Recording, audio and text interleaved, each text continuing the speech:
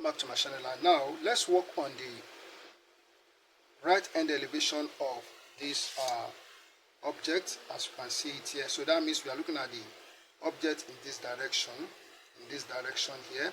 So we are going to see this rectangle. We see this rectangle. We see a rectangle that will represent this cylinder, and I've looked at it that we have two cylinders, but when we are drawing the left hand elevation, we draw one of them because that one will represent both of them.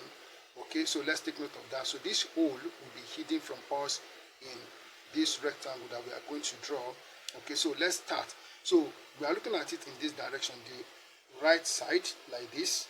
Okay, so whatever we see here is what we have to place here, because these views are being produced in first angle orthographic projection. And in first angle orthographic projection, so we have the front elevation here, we have the plan below, or the top view below the front elevation, and the left hand elevation which we produce here will be drawn on the right side of the front elevation, while the right hand elevation will be drawn on the left side of the front elevation. That is what we are doing now. Okay, so now what we have to do to draw the right hand elevation, with the 45 degrees set square being placed at this point on the front elevation, so we draw an inclined line. So we draw an inclined line, and it goes like this.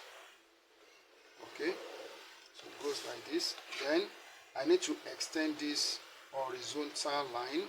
So for this part, so I need to draw it to touch the inclined line. Okay, so we have that. Also, this line I need to extend it to touch the inclined line. So it goes like this.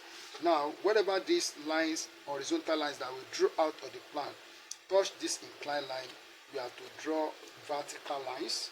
Okay, so I'm going to draw a vertical line from this point. So I believe you can see it like this. Okay, so draw a vertical line. Okay, then so for the center of this circle that we have here, I also need to draw a vertical center line. So this is it. Okay, so it's okay here. Then for this, I also need to draw for the end of this part. So I need to draw a vertical line. So to stop here on this part. Then we also need to draw, so the center of these circles that we have here, so we need to draw it. So it goes like this. Alright, so then for this end of this, we also need to draw a vertical line just to stop it here. Now, so I said we are going to see a rectangle on this surface, Let's bring out the rectangle. So so for this, starting from here, if I go like this, so this is where it ends here. So just make it a thick line, and then so for this one it goes like this. So I will also draw it here. Okay, and then for this one, so it ends here like this. So we make this horizontal line, so make it a thick line. Okay, and coming up here, we also make this a thick line like this.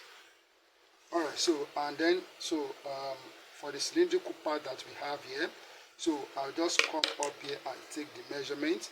So the diameter is 32. This outer one diameter is 32.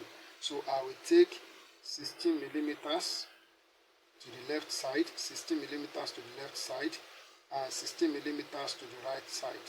Okay, then for the inner hole that we cannot see, which is this part, you can't see this small circle, so it is hidden from us. So so the diameter is 18, so the radius is 9. So we take 9 to the left side and 9 to the right side. So now, so we are going to draw for that. So this will be drawn. So we make it the outer one. So make it a thick line to touch this part, and then we come here also. We make it a thick line to touch this, and then the hidden part. So the make it with short dashes line like this. Alright, so then we also come here, so we also draw, so making it short dashes line.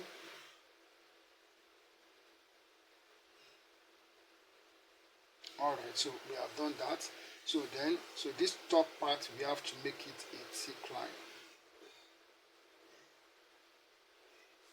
And then, so for this circle that we cannot, for this code that we have here that we cannot see, so we need to, so we come here, so the diameter is 12, the radius is 6, we take 6 to the left side and 6 to the right side, so that will also be hidden from us in the end elevation. So we also draw short dashes line here. Okay. Alright, so this is the right end elevation as we have the left hand elevation on this side here. So this is it. So we have the right hand elevation here as you can see on the screen. So we have produced the orthographic views of this object as we are given. It's as simple as I've done it here. All you have to do is to practice, and do not forget that these views are drawn in first angle orthographic projection. Thank you and God bless you.